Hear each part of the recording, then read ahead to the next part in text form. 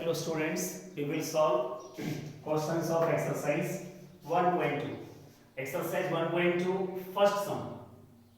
Question number first, third part हम लेते हैं. Express as the product of its prime factors. The number is 3825. Express this number as the product of its prime factors. So we will find prime factors of 3825. 3825 की prime factors निकालेंगे. तो you know very well prime factorization of any number हम किन number से divide करते हैं, prime factors से divide करेंगे. मीन सबसे पहले डिवाइड करके देखेंगे 2 से. 2 से डिवाइड नहीं होगा 3 से, then 5, then 7 and so on. Means हमें कैसे नंबर से डिवाइड करना है, फ्रॉम प्राइम नंबर्स. इनसे हम डिवाइड करेंगे. It is the prime factorization. तो कैसे नंबर से डिवाइड करेंगे, from prime numbers. We can not divide by 6 because it is not a prime number. We will not divide by 9 because it is not a prime number, because it is prime factorization of any number. तो कैसे number से divide करेंगे, from prime numbers. तो 3 से divide किया 1 8 2 7 5, again 3 से 4 2 5, फिर 5 से करेंगे 85 टाइम्स, फिर 5 से 17 टाइम्स, 17 से 1 टाइम. तो 3825 is equal to 3 multiply by 3 multiply by 5 multiply by 5 multiply by 17. तो 3 कितने बार मल्टीप्लाई हो रहा है, 2 times. Then 3 raise to the power 2 आएगा. 5 मल्टीप्लाई हो रहा है 2 टाइम्स, तो 5 रेज टू द पावर 2 आएगा मल्टीप्लाई बाय 7. तो it is expressed as the product of its prime factors. It is very easy to express any number as the product of its prime factors. You can solve remaining parts yourself and you can take problems also. Then we will solve second sum of exercise 1.2. What is question number 2? Find LCM and HCF. Find LCM and HCF of the numbers 510 and 92. Of the numbers 592.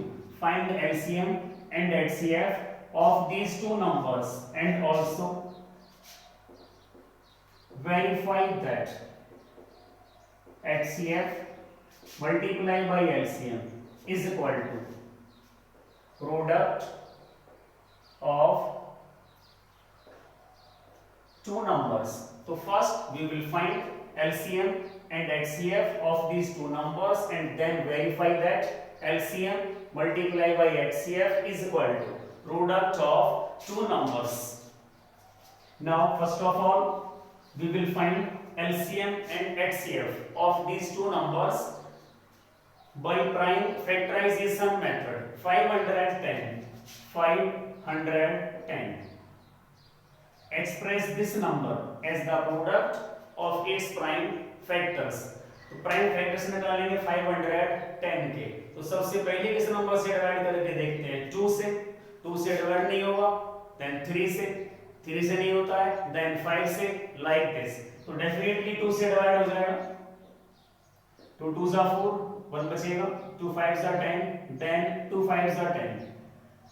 Again 2 से देखेंगे तो 2 से ये number divide नहीं हो सकता है. कोई भी नंबर जिसके लास्ट में 0 आए दैट इज डिविजिबल बाय 2.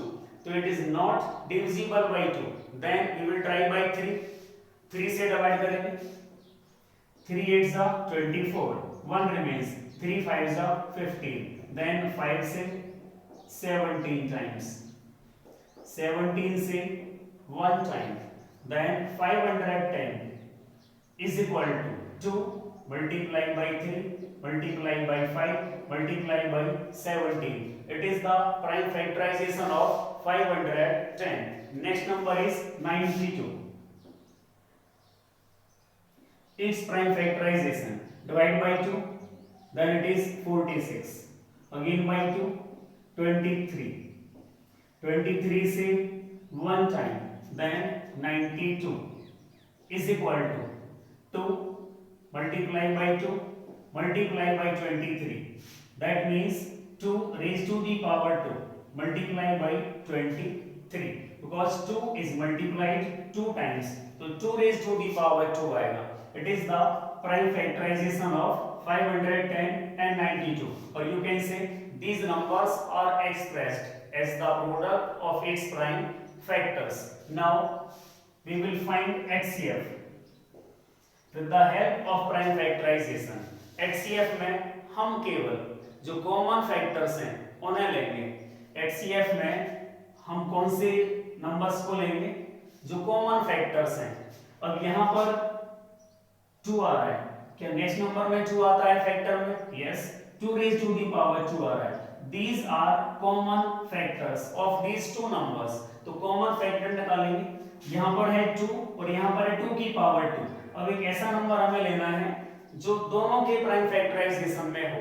तो 2 raised to the power 1 है ये. तो HCF में जो कम पावर वाला है उसे हम लेंगे. तो कम पावर वाला कौन सा है? 2 raised to the power 1. Then what is HCF? HCF is 2. तो स्टूडेंट्स आया समझिए HCF कैसे निकालेंगे. 2 raised to the power 1 था और कोई भी कॉमन फैक्टर इनमें नहीं आता है, केवल 2 कॉमन फैक्टर है. 2 raised to the power 1, 2 raised to the power 2.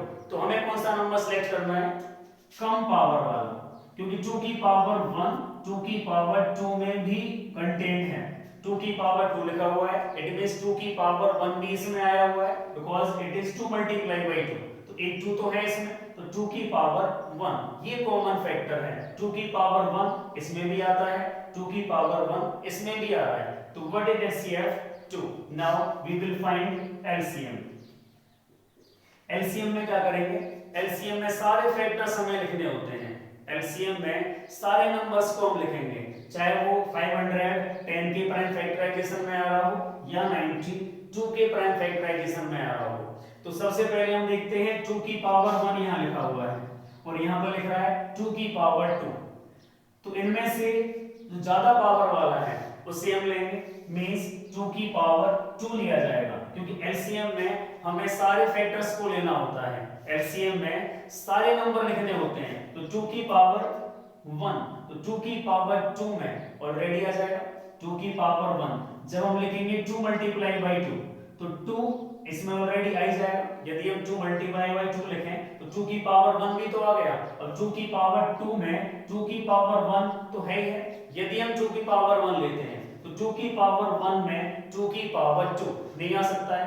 तो LCM में हम क्या करेंगे? LCM में सारे नंबर्स को लिखना होता है, तो 2 की पावर 2 हम लेंगे. तो फिर से आप समझें, HCF में क्या होगा? केवल कॉमन नंबर्स लेने हैं. HCF में केवल कॉमन फैक्टर लेंगे और कॉमन फैक्टर में जो मिनिमम पावर वाला है उसे हम लेंगे, दैट इज HCF. LCM में सारे नंबर्स को हमें लिखना है, सारे फैक्टर्स को लिखना है, और यदि कोई फैक्टर कॉमन है तो जो मैक्सिमम पावर वाला है उसे लिया जाएगा. अब 2 की पावर 1 यहाँ पर था, 2 की पावर 2 यहाँ पर था, तो मैक्सिमम पावर क्या है? 2. तो 2 की पावर 2 लेंगे. अब हमारे पास क्या बचा? 3 नीचे है ही नहीं, तो इसी लिख लेंगे. 5 भी नीचे नहीं है तो 5 आ जाएगा. 17 नीचे नहीं है तो 17 आ जाएगा.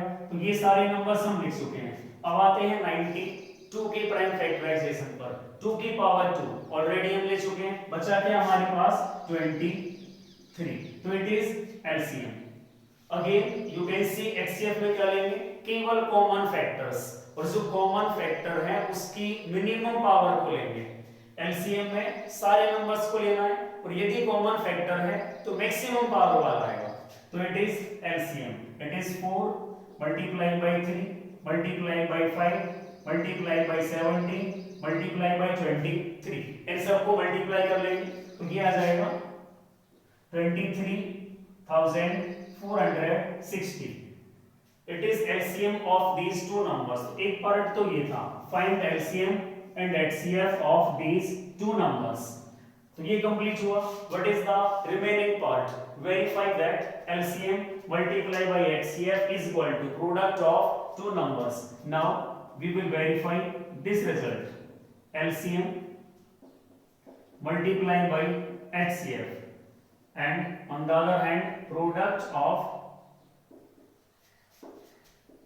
two numbers.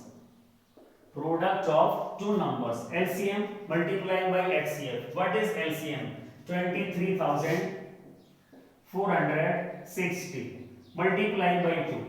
What is their product? That is 46,920.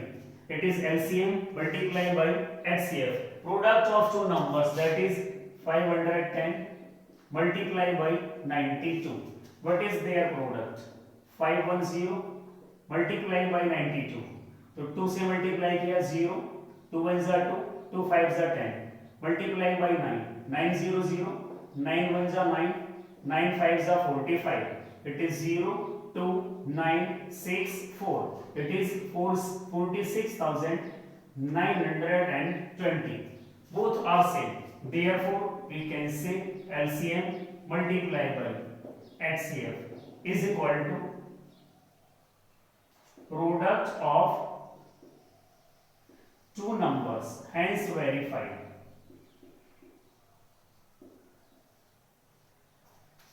So it is question number 2. Find LCM and HCF of 510 and 92. Also verify that LCM multiplied by HCF is equal to product of two numbers.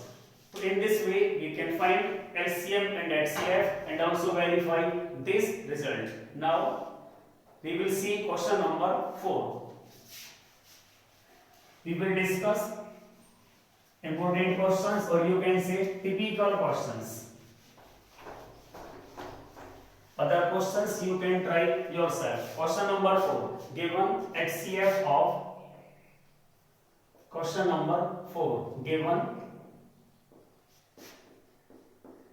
HCF of 306 and 657. 306 and 657 is equal to 9. Then what is LCM? तो यहाँ पर numbers कौन कौन से हैं? 306 and 657. इनका HCF दे रखा है. What is their LCM? तो यहाँ पर जो LCM है वो डायरेक्ट हमें यहाँ से नहीं निकालना है. Taking help of this concept, find LCM, not direct HCF of 306 and 657. जैसा हमने इससे पहले हमने करा था 306 और 657 का HCF हम निकाल सकते हैं by prime factorization method, but ऐसे नहीं निकालना है, इसकी हेल्प से निकालेंगे. HCF की हेल्प से टू नंबर्स का HCF दे रखा है. What is their LCM? Now we know that LCM multiplied by HCF is equal to product of two numbers. We know that LCM multiplied by HCF is equal to product of two numbers. What is LCM? It is unknown to us. LCM as it is. What is HCF? 9 is equal to product of two numbers, means 306 multiplied by 657. Then what is LCM? 9 को transfer करेंगे right hand side में, तो multiply हो रहा है, upon में जाएगा. 306 multiplied by 657 upon 9. 9 3 जा 27, 3 बचेंगे. 9 4 जा 36. Now 34 multiplied by 657. Then it is 22,338. So what is LCM? LCM is this. इस रिजल्ट की हेल्प से निकालना था, not direct. Now we will solve question number 5. Make a note of this question. Then we will see next question, question number 5.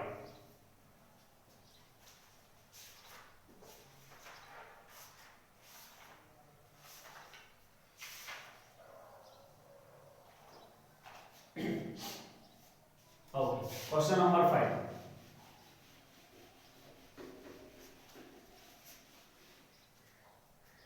Question number 5.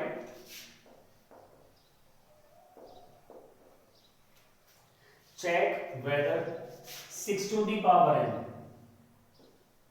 can end with the digit 0, where n is a natural number. Check whether 6 to the power n can end with the digit 0. Means हमें ये check करना है क्या 6 की power n का जो and है यानी लास्ट डिजिट 0 हो सकता है, where n is a natural number. तो हमें क्या चेक करना था, 6 raise to the power n. n क्या है, नेचुरल नंबर है, तो n की वैल्यू 1 हो सकती है. तो 6 टू दी पावर 1 6 आया, n की वैल्यू 2 लें, n की value 2, then 6 to the power 2 36 आया. What is the ending digit 6. यहां पर भी 6 ही हमारे पास था. It means 6 to the power n can end with the digit 0. ये हमें चेक करना है. n क्या है, नेचुरल नंबर, n लेते हैं 3, तो 6 क्यूब 216 आएगा. यहां पर भी जो लास्ट का डिजिट है वो क्या आया, 6 आ रहा है. बट हमें क्या चेक करना था, क्या लास्ट का डिजिट यानी जो एंडिंग डिजिट है 6 टू दी पावर n में क्या 0 हो सकता है, ये हमें चेक करना है. तो with the help of fundamental theorem of arithmetic we can check that 6 to the power n can end with the digit 0. We will show that by contrary fact और contrary method, that is contradiction method. इसमें हम क्या करते हैं, हम ये मानकर चलते हैं, we know that it is not possible n, आप कोई भी नेचुरल नंबर लें जो लास्ट का डिजिट है वो 0 नहीं हो सकता है. बट हम ये मानकर चलेंगे कि 6 टू दी पावर n का जो एंडिंग डिजिट है वो 0 हो सकता है. It is non as contrary fact और कॉन्ट्राडिक्शन मेथड. जो पॉसिबल नहीं होता है उसे हम मानकर सकते हैं इट इज पॉसिबल. तो लेट इफ पॉसिबल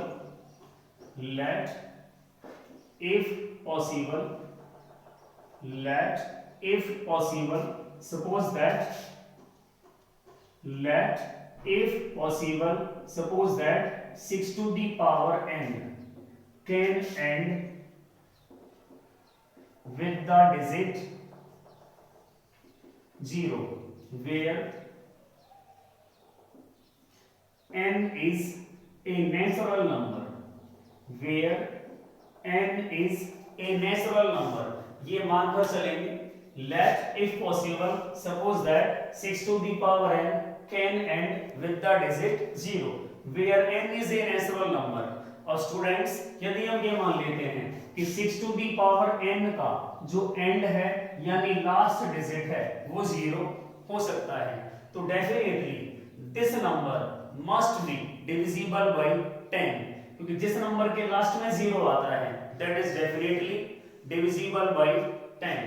तो let if possible suppose that 6 to the power n can end with the digit 0. यदि हम मान लेते हैं 6 की पावर n का जो एंड है वो 0 हो सकता है, तो definitely therefore it must be divisible by 10. यदि हम ये मान लें कि इस नंबर का जो लास्ट डिजिट है वो 0 हो सकता है, तो definitely it must be divisible by 10. It means 6 to the power n is of the form 10q plus 0, where q is some integer, means it is Euclid's division lemma. 6 to the power n कोई number है उसे हम 10 से divide करें, quotient कुछ भी आए remainder आएगा 0, because it is divisible by 10. तो 6 to the power n is of this form 10q plus 0, और we can say 6 to the power n is equal to 10q. तो 6 को लिख सकते हैं 2 multiply by 3 whole power n is equal to 2 multiply by 5 multiply by q। तो 6 to the power n यानी 2 multiply by 3 whole power n is equal to 2 multiply by 5 multiply by q। Means 6 की power n किसके equal आ गया? 2 multiply by 5 multiply by q। अब हम देखते हैं prime factorization of 6। Prime factorization of 6। 6 is equal to it is 2 multiplied by 3 means 6 के prime factorization में क्या आएगा? 2 और 3 आएगा। हम पावर्स को बढ़ा लेते हैं। 6 की पावर 2 यानी 36 is equal to 2 multiplied by 2 multiplied by 3 multiplied by 2 यानी 2 raised to the power 2 multiplied by 3 raised to the power 2। यदि हम लिखें 6 की पावर 3 that is 2 की power 3 multiplied by 3 to the power 3 means हम पावर कुछ भी लें बट जो प्राइम फैक्टराइजेशन है वो यूनिक रहेगा। 6 की पावर n के प्राइम फैक्टराइजेशन में 6 की पावर 1 लें तो 2 की पावर 1 मल्टीप्लाई बाई 3 की पावर 1 आया। 6 की पावर 2 लें तो 2 raise to the power 2 multiply by 3 to the power 2। 6 की पावर 3 लें तो 2 raise to the power 3 multiply by 3 raise to the power 3 means prime factorization में हमेशा 2 और 3 आ रहा है बट यहां पर क्या आ गया है? 5 भी आया है। मींस यहां पर we can observe 5 appears in the prime factorization of 6 की power n but we can see in the prime factorization of 6 to the power n only 2 and 3 will appear। means by fundamental theorem of arithmetic the prime factorization of any number is unique apart from its order। means order आगे पीछे हो सकता है but जो numbers होंगे वो fix होंगे। But यहाँ पर 6 की पावर n के प्राइम फैक्टराइजेशन में 5 आ गया है। here we observe 5 appears in the prime factorization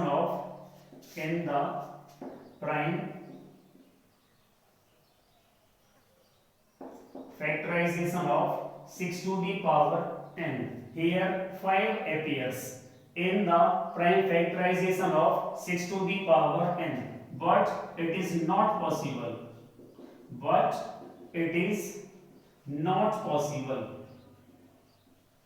because in the prime factorization of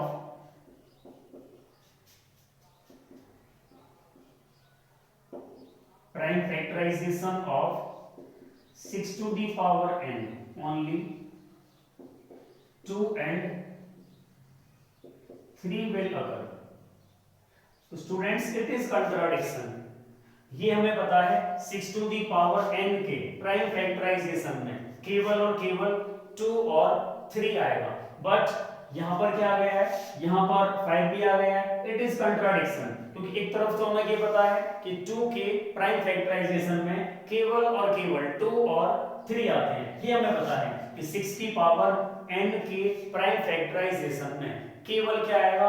2 और 3 बट यहां पर क्या आ गया? 5। it is known as contradiction। it is contradiction। these statements contradicts each other। एक दूसरे का विरोधाभास होता है यहाँ पर क्योंकि हमें पता है 6 की पावर n के प्राइम फैक्टराइजेशन में केवल और केवल 2 और 3 आ सकते हैं बट यहाँ पर क्या आ गया? 5।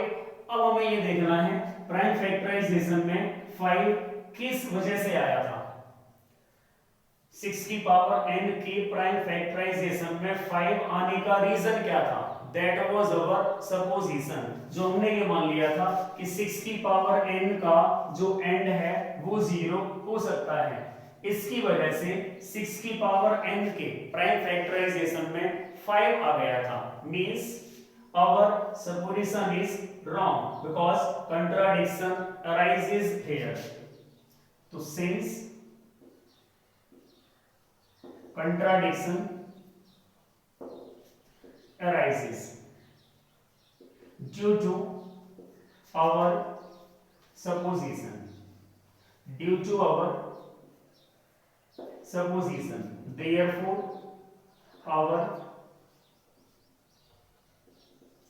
supposition is wrong. मीन्स जो हमने माना था वो गलत था, पर हमने क्या माना था 6 की पावर n का एंड 0 पर हो सकता है, तो hence 6 to the power n cannot end with the digit 0, with the digit 0, where n is a natural number.